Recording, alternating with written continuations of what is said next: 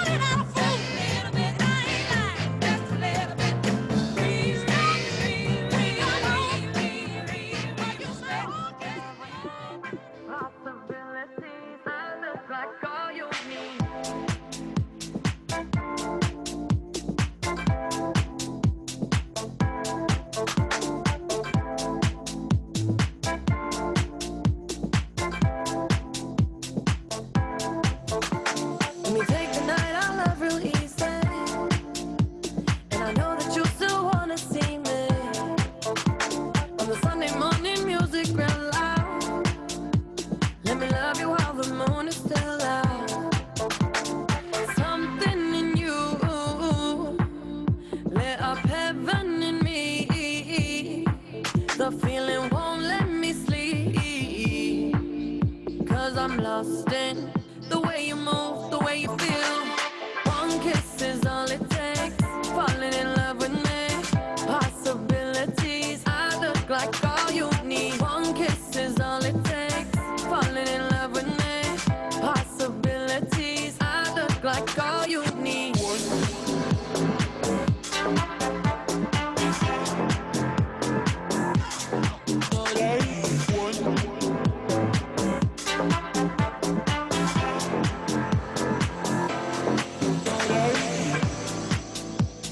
I just wanna feel your skin on mine. Feel your eyes do the exploring. Passion in the message when you smile. Take my time. It's something in you. Lit up heaven in me. The feeling won't let me sleep. 'Cause I'm lost in the way you move, the way you feel. One kiss is all it takes. Falling in love with me. Possibilities. I look like all you need. One kiss is all it takes. Falling in love with me. Possibilities. I look like all you need.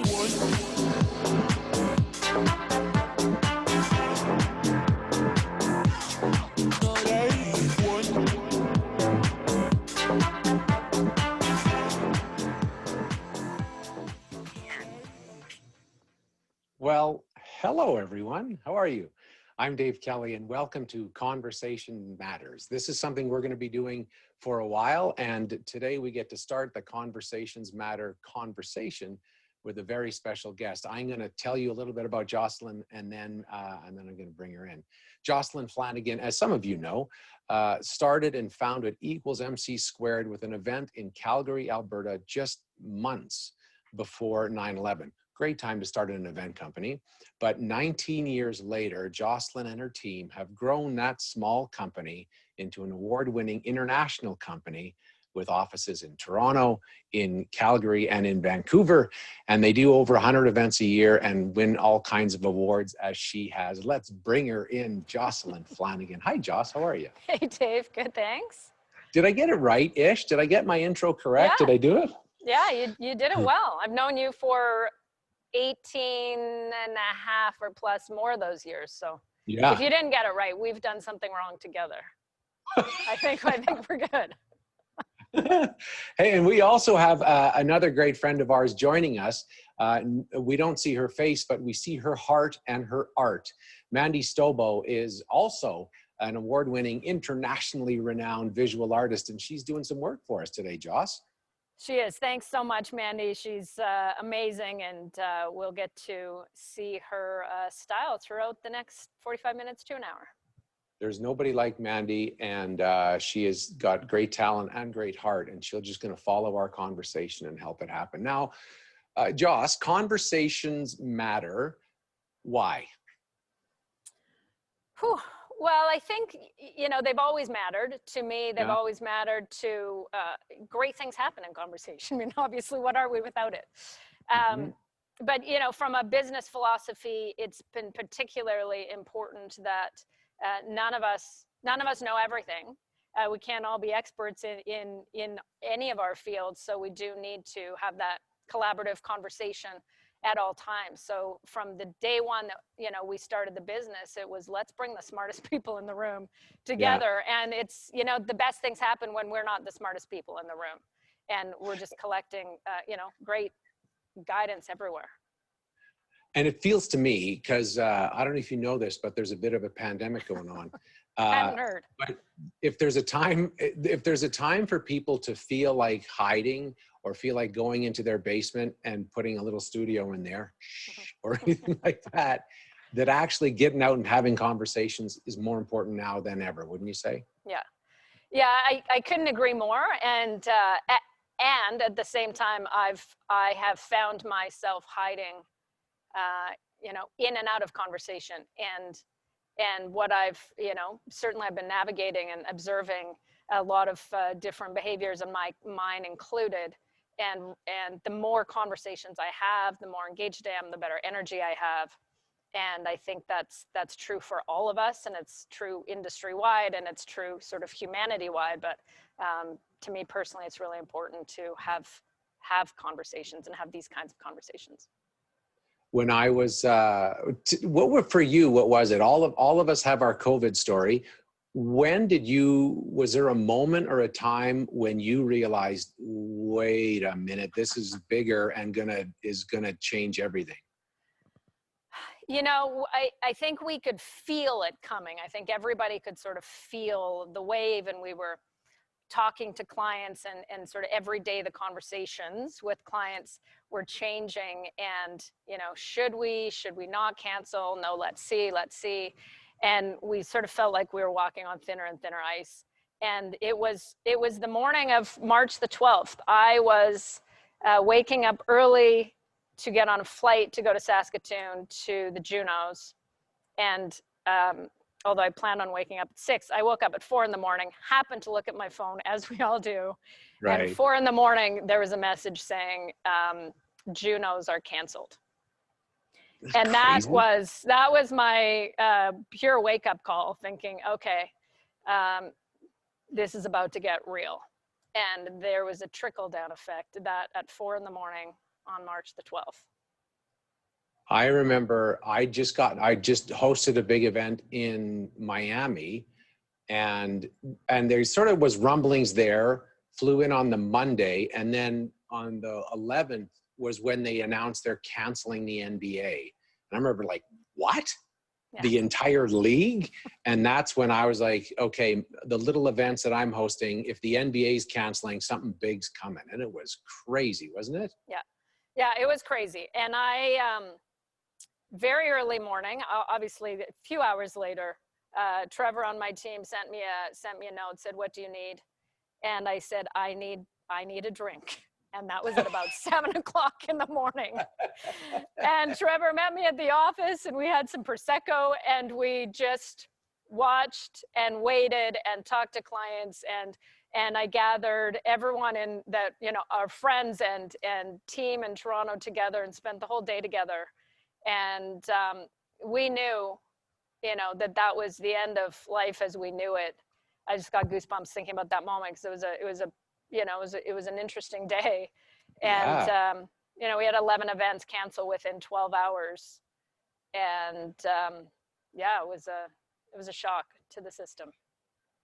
We're gonna go back and look through that in a sec, but we talked about hard truths when we were sharing that we were going to have this conversation. Give us the hard truth. What's your sense of the industry today? Well, it is a hard truth, and you know, I think everyone has come to terms with the idea of going back to normal. It's not a term anymore, I think, that people are using. And, you know, the industry is going to has had a quantum shift and will sort of continue to do so. Yeah. Obviously, I'm not seeing you live. I'm seeing you very large size and a screen in front of me. And you look great, by the way. But it is, we're in a really tough spot. And I know we'll talk about industry advocacy and whatnot. But, you know, where we are right now is there will be lots of these virtual remote events for some time to come. There will be a mix of events. I mean, we just had a live event last week, but they're smaller, they're different. Some of them will be in cars, some of them will be very few people talking to a screen, talking to more people, you know, very the hybrid term. And you know, slowly but surely we will get back to a semblance of what we had. We have to be really patient, and you know, we have to all sort of guide ourselves according to what's going on out there. It is tough. It's a hard place for our industry and hospitality and sports and everything to be in right now. Yeah. And it's no different. The thing that blows me away personally about this is there's big multinational companies that are going, I don't know what to do. And there's people that design centerpieces that don't know what to do. Like, it's everyone is like, I don't know what's going to happen. Yeah. Yeah. And it's hitting so many different industries. And at various times, right? And Mhm. it's tricky to watch. It's hard to be in, obviously, and I think there's been a lot of empathy created out there. What's interesting for me is people that I haven't talked to in a long time, or comments that I'm hearing. That there's one thing that our industry is, there's a light being shone on our industry Yeah. in the live event space, whether it is sports or concerts or even our industry. So there's a lot of talk out there. So I think they say no press is bad press. So the fact is, our industry is being spoken about a lot in corners that we never would have had any publicity before. It's just, unfortunately, we're not sure what they're saying, because there is no crystal ball that is going to tell us what we're going to see on the other side. Speaking of what we're going to see, I think we should mention that I'm in my little home place. If that's your basement, Joss, you got a swanky basement. We should And Mandy mention. comes into it every day. Splatters paint on my basement wall. You should tell folks where you are, because we want to thank them, but also just so that people get a sense of what you're doing. Yeah, of course. So Bespoke AV, really great friends, partners of ours. So they have created this virtual studio for us to be here, and just obviously really grateful as one of our industry partners, and to be able to do this. And obviously, thanks to you, Dave. We've worked together for many years, and I've seen you in action, and it's a little bit intimidating sitting on this side, not with my headset on in the back of the room. Saying, get out there and talk, Dave. Now it's you.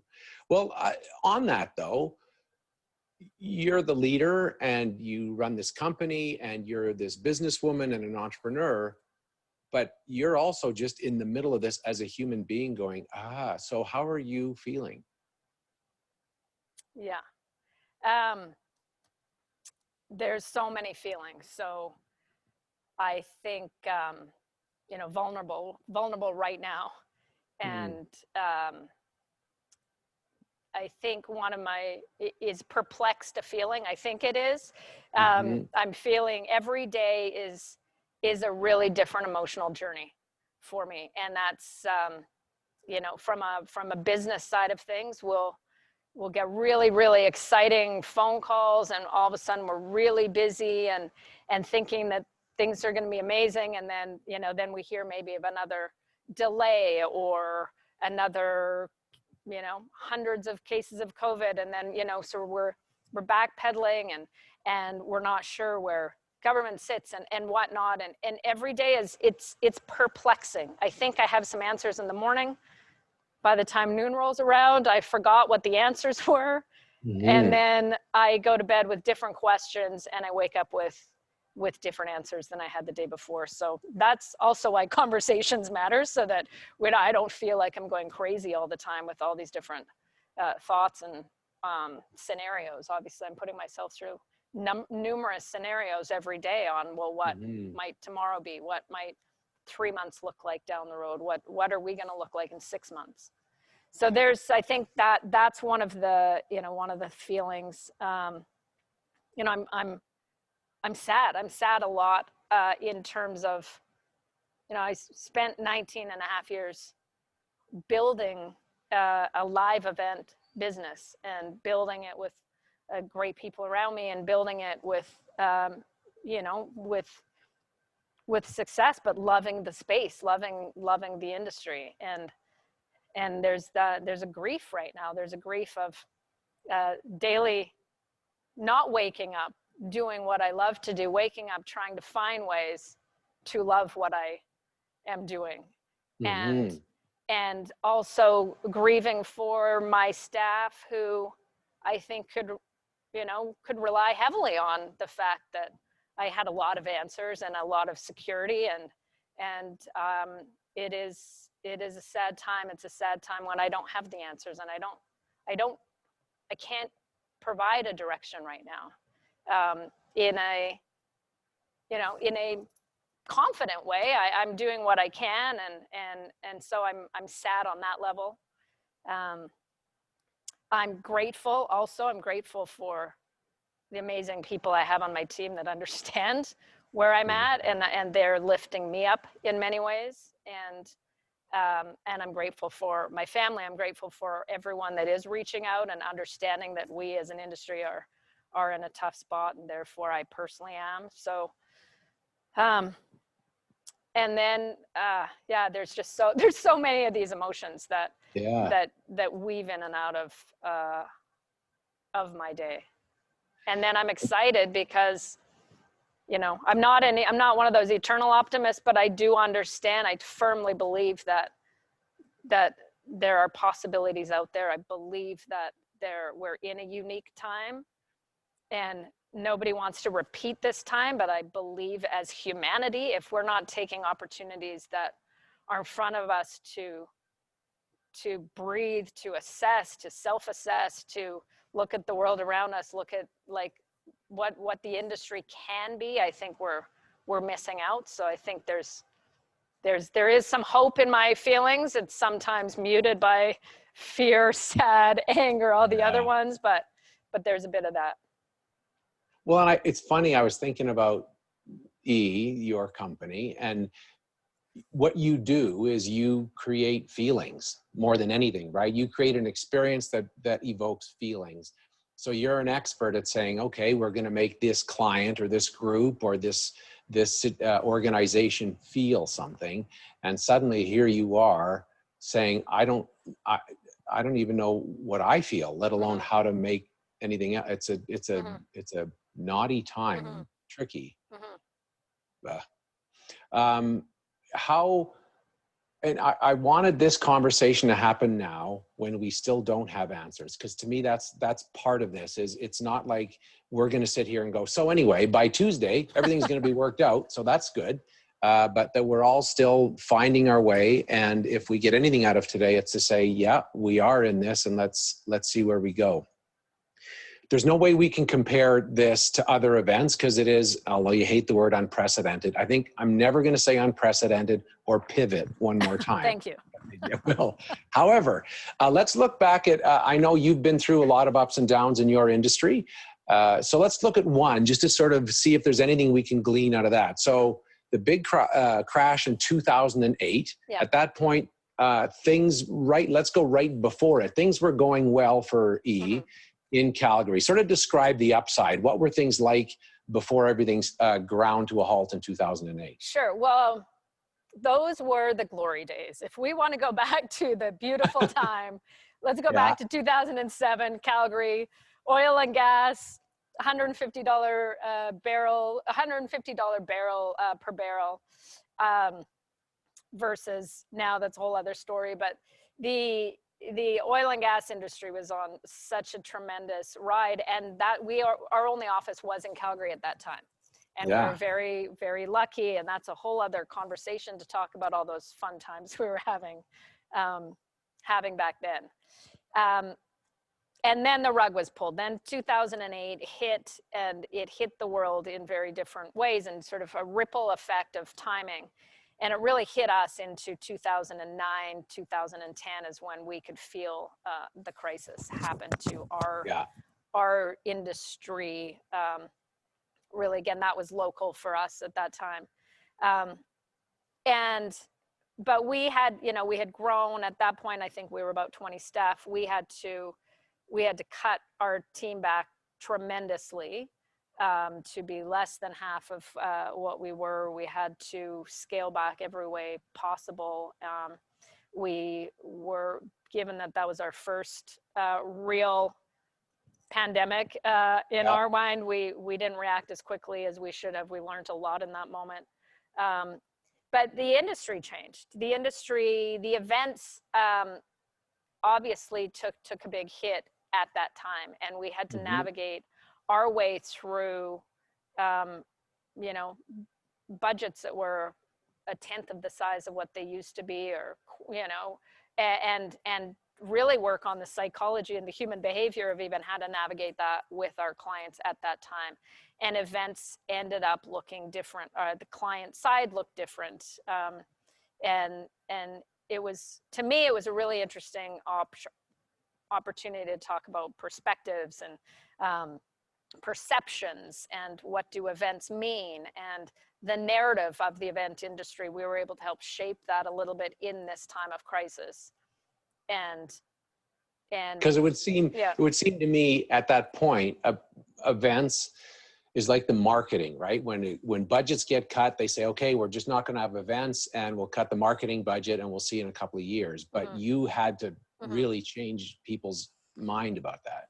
Yeah, and I think that was a hard thing to do, but also a really important thing to do, that we, as you know, the event industry was also growing at that time, and all trying to navigate this world. And it was really bothersome to me when people said, you know, would come up to me, friends, clients, neighbors, whoever, and say, yeah, I guess you guys really, you're the first to go because you're the superfluous piece of the puzzle when it comes to any corporation or any industry. And I thought, you know what? No, we've got to stand tall here, and we've got to shore up our narrative and talk about what events are and what our event industry is all about and why they exist. And it isn't the superfluous fluff, if you will, or they're just parties. These aren't these are purposeful, content driven, leadership driven, meaningful events that we're always driving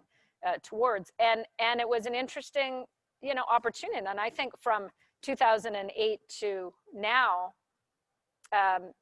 it has woven that way, and events just aren't a tactic on the bottom of the rung anymore. They're actually woven into strategic conversations at the top of corporations. So I think, it was interesting to be part of that wave, if you will, and help sort of propagate that message.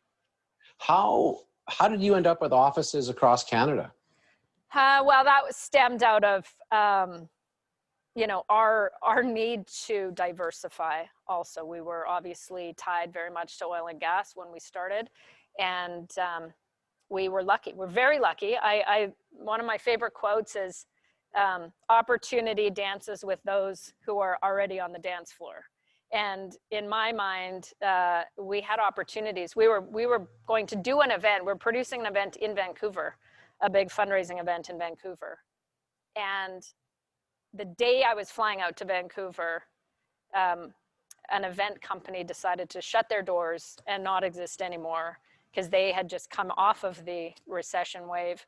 And we had an opportunity to just sort of jump right in and fill some large shoes that were already in Vancouver. So that was a really great opportunity at the right time, and for us to do. And then likewise, a similar opportunity came up in Toronto, where we were asked to produce an event in Toronto, and I thought, okay, let's see what happens out there. And it was the right decision, the right time, and we were completely diversified within 2 years after the recession. So some of it was opportunity. People, congratulated me for my strategic thinking, and I just thought, well, no, there were some great events that we could put on there. Yeah. But it worked out well, and it certainly helped us create a completely different market for ourselves. Well, and watching you, it feels to me like part of that was you had your eyes up. You weren't kind of going into a shell and hiding, as much as you had your eyes up, even though the economy was crumbling and people were coming to you with budgets that were far less than what you were normally working with. At least your eyes were up enough to go, okay, we got to keep going forward. Because obviously that's what people are trying to deal with now. Yeah, and so as you said, we can't compare a 2008 global financial crisis to the pandemic, but there are similarities in terms of industry shift and how to navigate through very, very muddy waters where we can't see what's on the other side. And I think maybe at the beginning of this, we thought, okay, just like then, in a few months, we'll know what's happening. And then a few months into this, where we are now, we still don't know what's on the other side. So we're obviously learning that it's going to be a much longer ride. And as as an industry together, we still have to tell the narrative and shift that narrative, but together, so that we can come out of this as an industry, I think, as a whole unit. There's lots of opportunities in times like this for the divide and conquer and the dog eat dog world, and everybody fight for everything that they can, and that's understandable. At the same time, if we try to make sure that we're speaking the same language and the industry is supporting each other, and we're continuing to move forward, whatever we look like on the end of it, and you're part of our industry, Dave, whatever we as an industry look like, we need to do it, you know, in a friendly manner and in a compassionate manner. And so we can look back at this time and think, you know what, we did come together and got through. Yeah.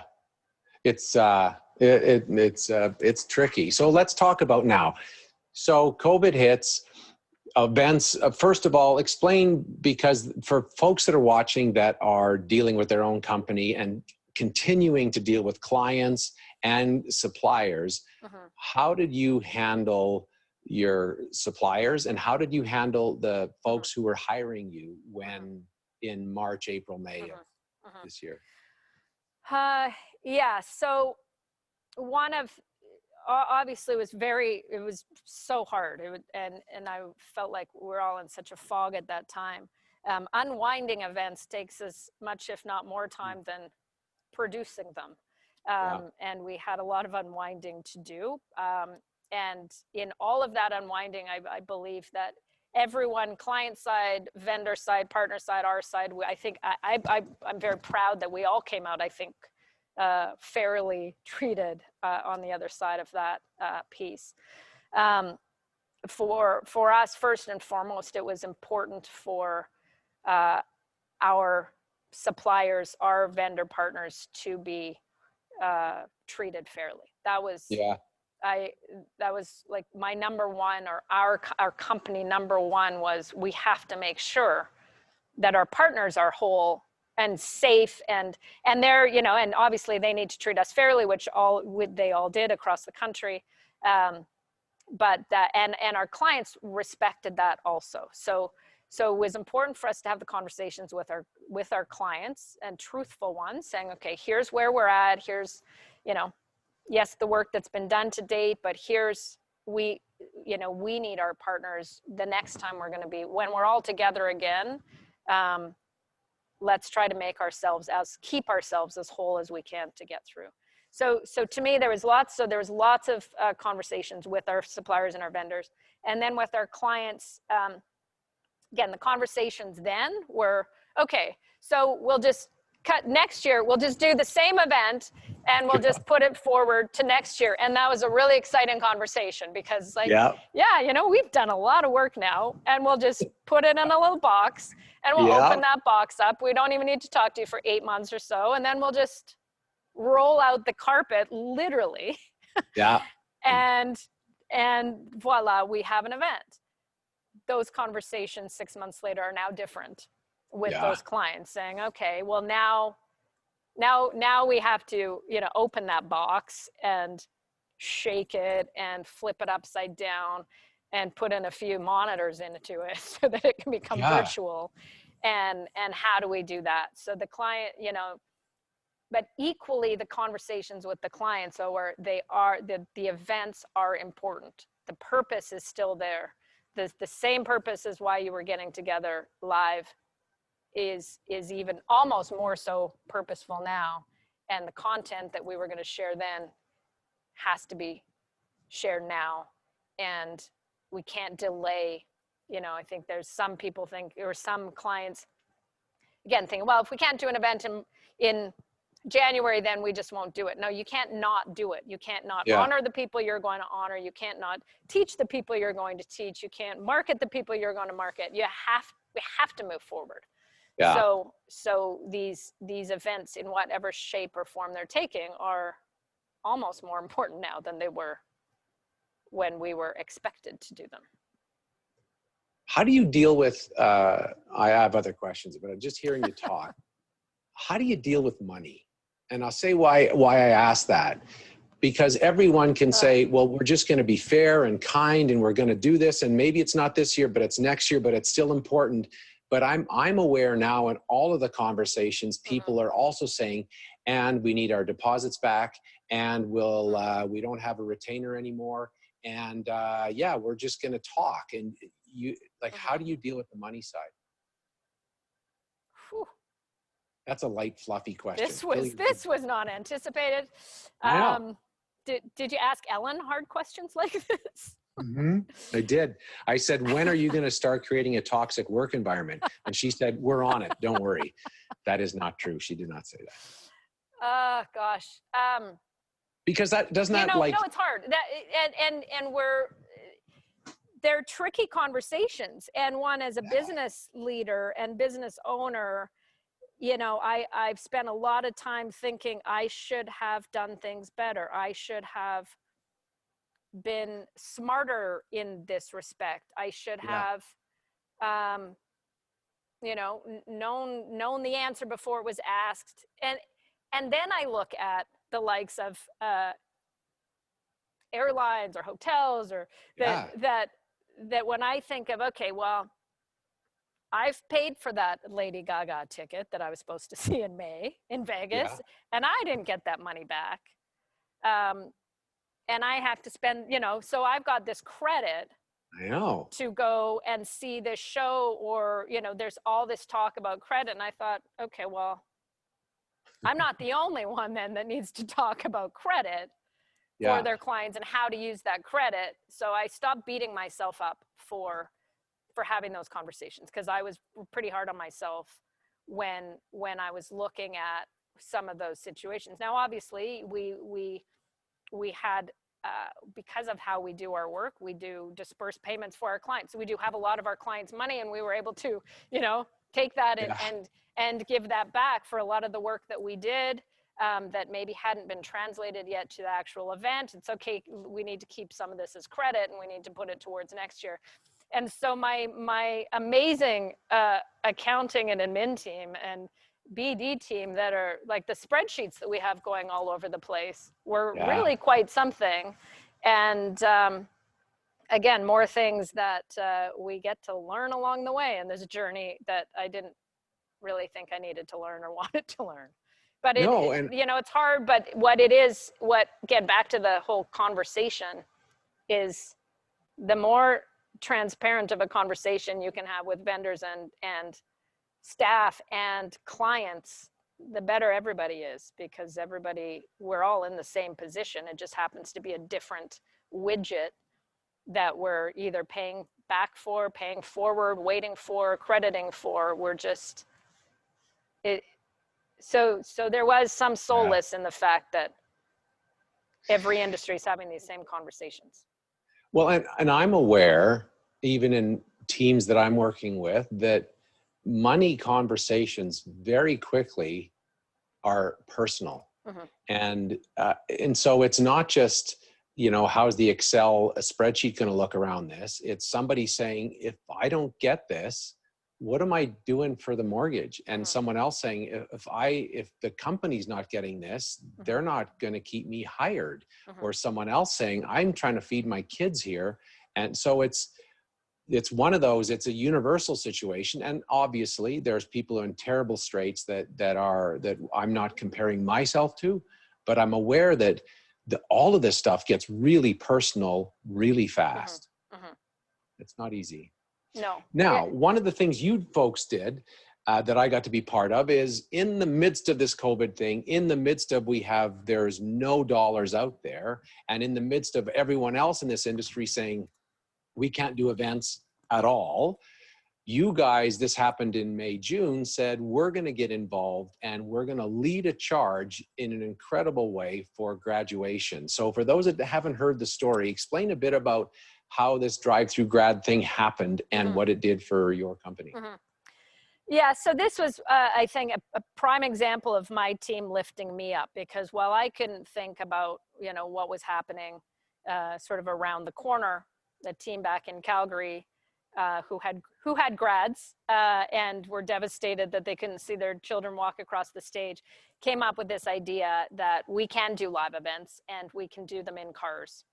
And so let's create an experience where we do this drive-through graduation. And I thought, well, that sounds like a really interesting thing. It sounds really big. I have no idea how that's going to work.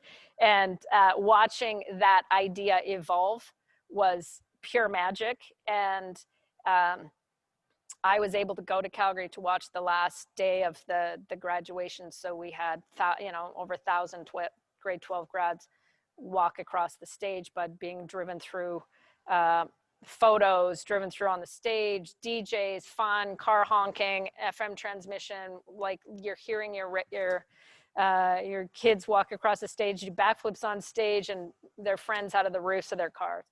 And again, when I got there, I'm sure I cried for the 2 hours straight that I watched this grad ceremony, because of this pure joy of these humans that were all together celebrating and honoring and being in the same space, even though they were cars apart. And that was back in June when the restrictions were so high. Yeah. But it shone a light again on what the live event industry is and what we do have a purpose. And that purpose was so loud and clear on that. When that happened, it was just such a magical moment. So it was something cool to be a part of. And we're able to, again, just translate, like, how do we all continue to create this human connection? Well, and my experience, I got to MC a few of them and work on some videos with the tremendous Mandy Stobo, who's doing our work for us today. And one of the things, and it's what he does. You said what you do over and over is you say, here's a venue, maybe it's a ballroom, maybe it's a field, whatever it is. In this case, it's a parking lot. It was just a big parking lot. There's nothing about it other than this is where you put cars. And somehow you transform that with a stage and some lights and video, but more than anything, with heart, so that all these people came in their car and they had all these stations they had to get through.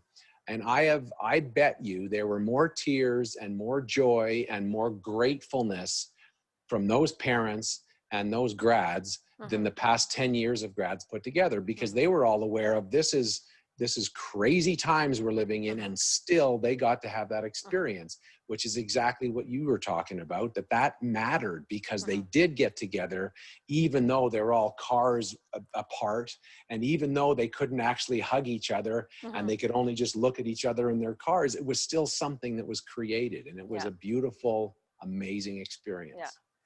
Yeah, it was neat. And that we were able to do the same thing in boats, and create a boat in concert, which was extraordinary and fun. Very simple. Brett Kissel singing to 250 or so boats, and raising money for local charities. But and I was in one of the boats. My vantage point was from a boat, and just the pure joy that I was able to witness and feel around all of these people that were just craving for human interaction, even though, again, they were literally a boat away from people. There was no challenge in, yes, you are here. That's pretty much where I was. It was just really interesting, and just the gratitude of the people and the respect of each other. And I was saying, even back to the cars, back to the drive-in, if you were, anytime before COVID, if you were in a car behind 20 other cars to line up to get a photo taken, you would be honking, you'd be angry, you'd be frustrated, you'd be just so, waiting and so agitated. And this lineup, 20 cars deep, were so happy to be in their cars, going somewhere, doing something similar to the boat concert. If you were ever surrounded by that many boats on a regular day, even whether you had good music or not happening in your boat, you'd be really agitated. And yet it was just pure appreciation and respect and calm. It was really quite something to see. I was aware with those that those events took an inordinate amount of work and prep and regulations. And if, you know, any of us, anyone listening who does events at all or is part of them, you know how everything has to work out in safety. Well, these were through the roof, and the money was a tenth. So, but at the same time, you were there and you had your head up and the team said, we got to make this happen. So there is something that says money's huge, but in some situations you have to say, we just need to keep going somehow. We do. Yes, but let's try to bring some budgets back. Yeah. Oh, for sure. You can't do it forever. You're totally right. And there's moments where it's like, yeah, we just need to do this. We just need to bring some experiences to people.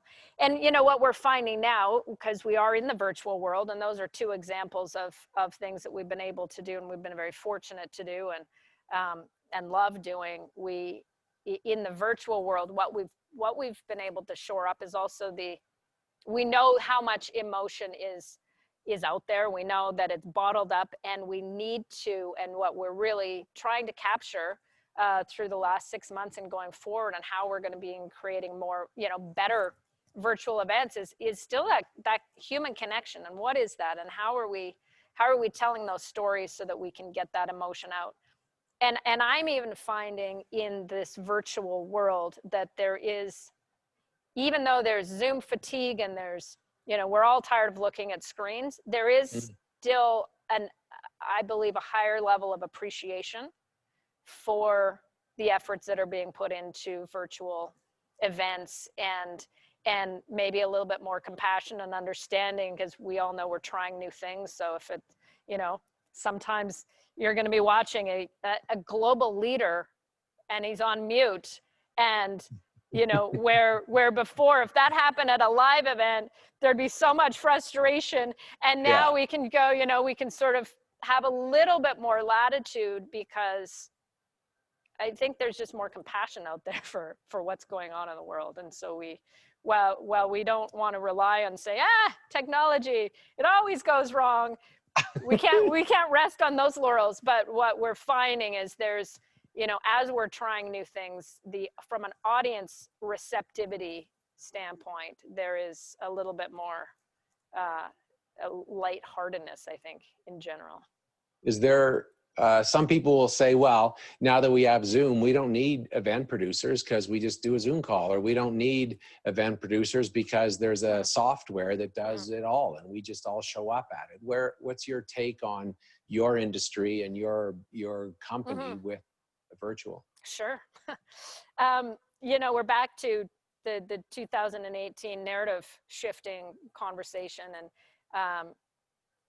I think that's, the answer is, for us, I mean, the storytelling, the emotional connection, the human connection is something that isn't, you don't just get by turning on Zoom.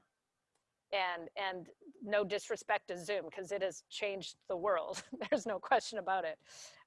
And the multiple platforms that exist out there are there for us to build into.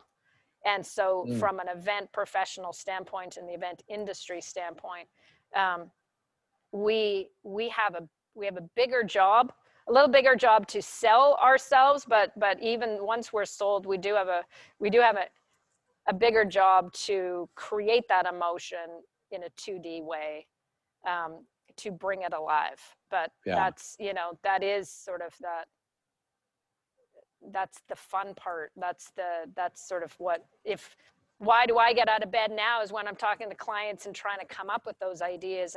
And it's still, and one of our team members in Calgary, Dwayne, we've got national meetings every week, and he posed the question. He said, you know what? I wasn't sure why we still were needed until I did one of these.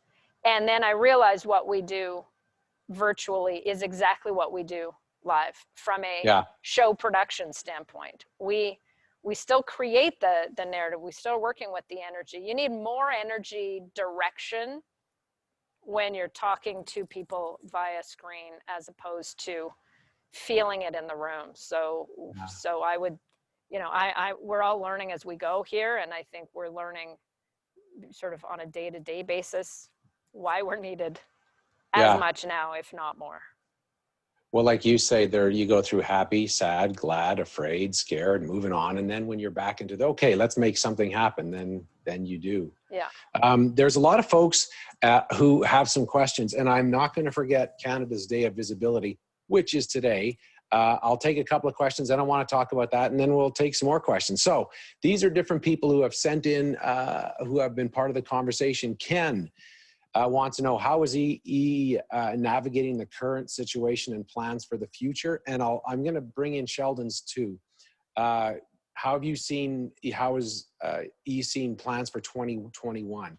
So just tell us about plans for the future. And then as you look to 2021, what are you feeling and seeing? Yeah, as I said, it's hard to know what next week brings, let alone 6 months. But I'll jump to maybe 2021, and I think we all know this, that I think we were all months ago hopeful that by January, we just need to make it to January, and we'll get there. And once we get there, then everything will carry on. And I would say as late as last week, I thought, well, if we get to September, yeah, we've got lots of big plans for September. So we just need to get there. And I guess just, I need to be cautiously optimistic, but that by Q4 of 2021, we might have hundreds of people in a room together. Until then, I think that we probably won't. And I know some of the, concerts are now canceled until 2022, a number of them that we're hearing about. But what I'm excited about is there's some opportunities with this hybrid model, and where it's live and virtual and connecting, and there's ways that we can connect. I'm going to sound so patriotic right now, but connect our country and the people in our country in really unique ways, where we might have done an award show that everybody comes to one city, whatever that city is. And now we can actually bring all the cities together and all the regions together to celebrate whatever industry it is that we need to celebrate, so that we can, and the interesting thing is, this isn't new technology. We've done this over the years, but we just didn't call it a virtual or hybrid event. We have connected Vancouver and Halifax together in a Calgary event, and we've connected. So, but the fact is, I think we can take this opportunity to celebrate our corporate or our associations or whatnot. And no, we don't all need to be 1,000, 2,000 people in a room, but we can have 200 or 300 people per room, per region, per area, and do things a little bit differently. So I think there are a lot of opportunities there. And I know that might scare people, thinking, well, that's 10 times the budget if we're doing 10 events as opposed to one. That's that doesn't have to be that way, just so we're clear. But to me, there's some interesting scenarios there. That's where I get hopeful, and we all need to have a bit more of an open mind when it comes to that. In terms of what E=MC² events looks like in 6 months and a year, I don't know that. I know that, we also are navigating our cash flow on a daily basis, and that's the scary part, and that's the sad part, and that's the just the reality is we need to be flexible and understand, sort of look and see what's around the corner, and our team is amazing, and we're trying to build what's around the corner and coming up with some unique ideas. But I think that I don't believe we're going to be 1,000 people in a room together in 2021. I'm not feeling it, but several hundred, yes. And let's just create more of those. Yeah. It's yeah, I'm in the, yes, I agree. And it's a dance. There's a couple more questions, but before we do, I don't want to forget Canada's Day of Visibility is Mhm, today. mhm. Maybe explain to people a bit of what that is so that if they don't know, and then we'll talk about Yeah, I think this comes to the industry advocacy. Today, September 22nd, you will see venues, concert venues, any live event venues, theaters, um, lit up in red today. And that is, it's really important to us. The live event industry, obviously, as we all know, has been hit hard. And this movement, and there's many, but it's the everyone that works behind the scenes that they were literally the first to lose their job, and in many cases the last that get to come back into work. And it's a really hard place for our behind the scenes crew that are so crucial to what we do on a day-to-day basis. But when you can't go into a theater and you can't uh, operate a stage, you can't go into a concert venue, these folks are struggling, and this is a day to light up live events. And you will look outside any city that you're in across the country, and after dusk, I believe that's when all these venues are being lit up. Some venues, however, I have learned, you can't even go inside, yeah. not allowed inside to turn the light on. And so a lot of our venue friends and colleagues are putting lights in their homes and social media and whatnot. So that's just a big shout out to everyone that we need. Um, Trevor on my team pointed out, if you watch the credits of a TV show, and they're very, very, very, very long, Yeah. and it's everyone on that list that we're honoring and supporting with this cause. And it's worthy. And again, it doesn't take away from all other people's challenges, but all of those theaters that people get together and talk and laugh and cry and be part of something, that all happened because there was a crew running around backstage, and there was lighting people in the grid, and there was people with headphones on, and all those people have had nothing for months. And so we don't want recognizing that there's a lot of big issues out there, and this isn't the only one. We're aware that for those people, this is a deal, and today's a big day. Yeah. And I feel like I want to ask this question, and it's a little technical, I know, but only because I did not even know I knew these French words until a few months ago. And Jan sent this in. How do you deal with force majeure issues? There's honestly, I did not, so when it comes to contracts or work like that, how do you deal with that? Well, what's coming out of this, and I know we've asked folks to share what they want to talk about, because there's so much in all of these conversations that we can have. And so Jan, we might have to sidebar that, but what is absolutely true is contracts all over, every contract that we'll see going forward is going to be changed. Cancellation clauses are going to be changed. Well, I mean, we've had 6 months already in the midst to change this.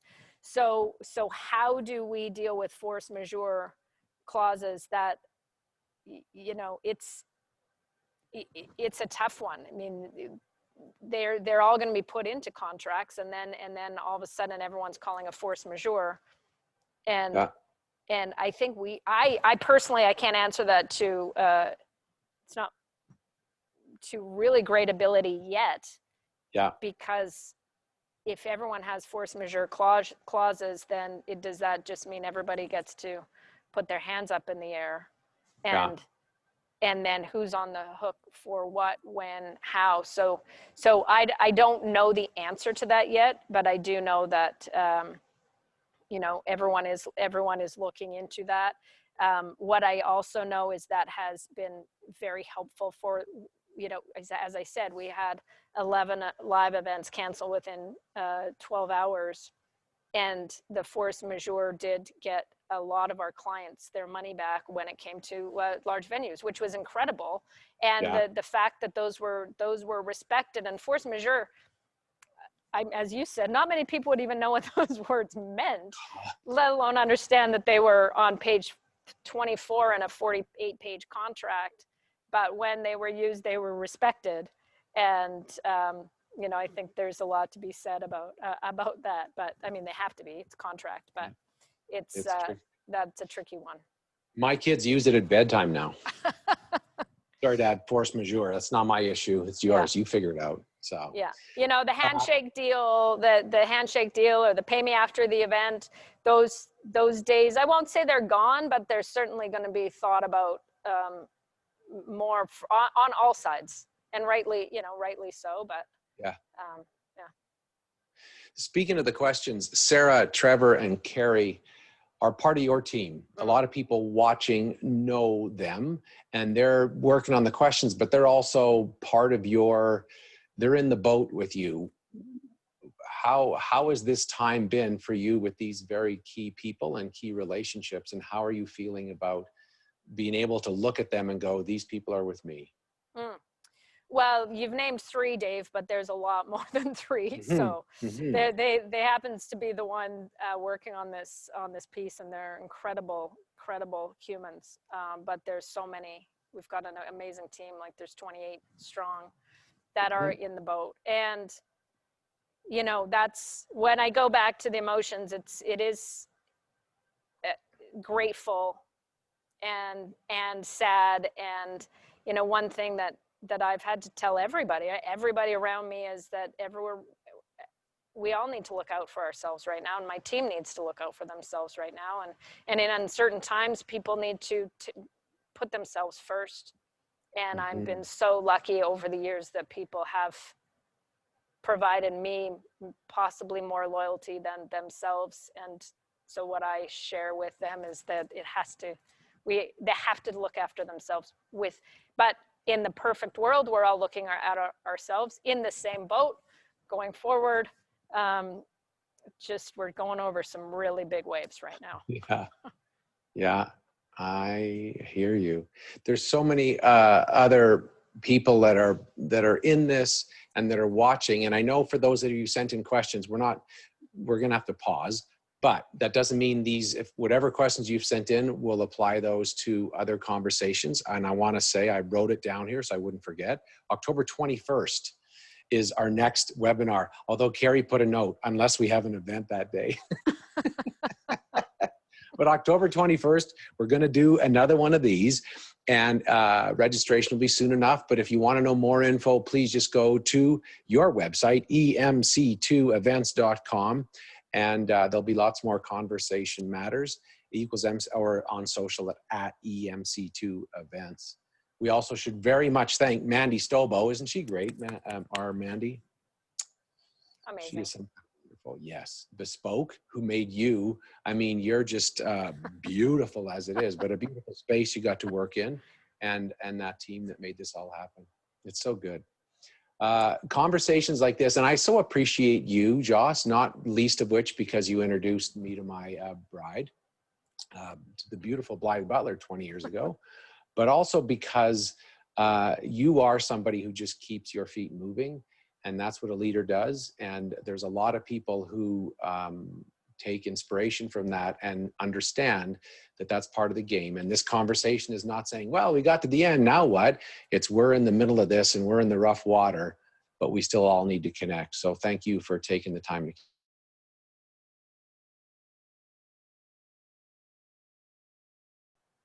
Jocelyn Flanagan. Anything else we need to say, Joss? Anything you want to do? Anything you need to sell? Anything at all?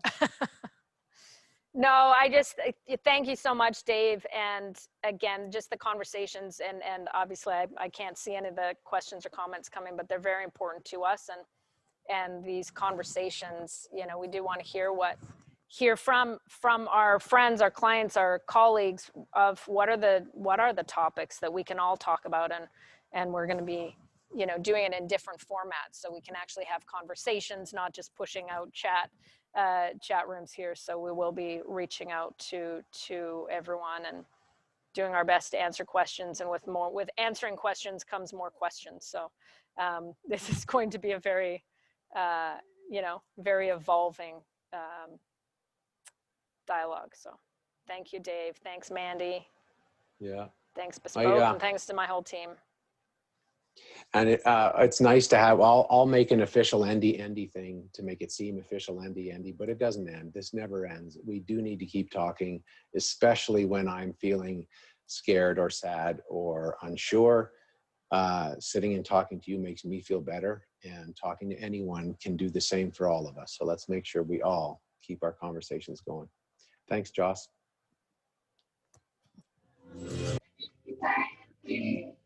With the one you love, honey, love the one you with. Love the one you with. Love the one you with. Love the one you with. Don't be angry. Don't be sad. But don't